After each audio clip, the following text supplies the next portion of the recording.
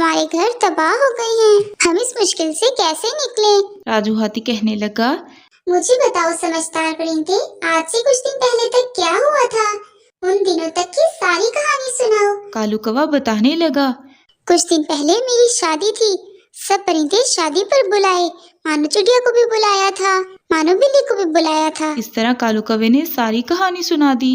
राजू हाथी ने कहा, जुल्म बच्चे जुल्म। कालू कौवा परेशान हो गया और पूछने लगा, जुल्म कैसा? कैसा जुल्म राजू हाथी? राजू हाथी ने कहा, तुमने मानो बिल्ली पर जुल्म किया है। तुम कौन होते हो चिड़िया को उससे छीनने वाले? उसने सब्र किया है, तुम्हें कोई नुकसान नहीं पहुंचाया। तुम्हें बीबी चिड़िया को मानो बिल्ली को वापस देना होगा। तुम हर मुश्किल से निकल जाओगे। कालू कौवा ने कहा, राजू हाथी, वो मानो बिल्ली की बेटी नहीं है, वो हमारी तरह दिखती है। राजू हाथी ने कहा, तो फिर इससे क्या ये जाहिर होता है कि वो उसकी बेटी नहीं? जाओ हकीकत जानने की कोशिश करो। वो एक रहमदिल बिल्ली है। अगर हकीकत ना मालूम हो तब भी चिड़िया मानो बिल्ली के साथ रहेगी। कालू कौवा ये सुनकर चला गया।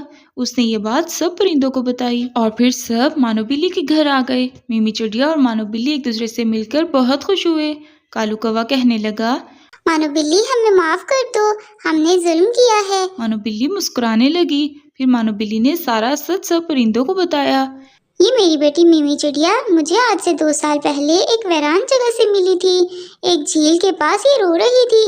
मैं इसको अपने साथ ले आई। इसको मैंने पाला है। ये मेरी बेटी है। ना बताने की वजह यही थी कि आप सब मिमी को मुझसे छीन ना लें, जैसे आप सबने अब किया था। सब परिंदे बहुत शर्मिंदा हुए। राजू ने कहा, मानो बिल्ली, ये हम आपके साथ जज्बात में आकर क्या कर बैठे?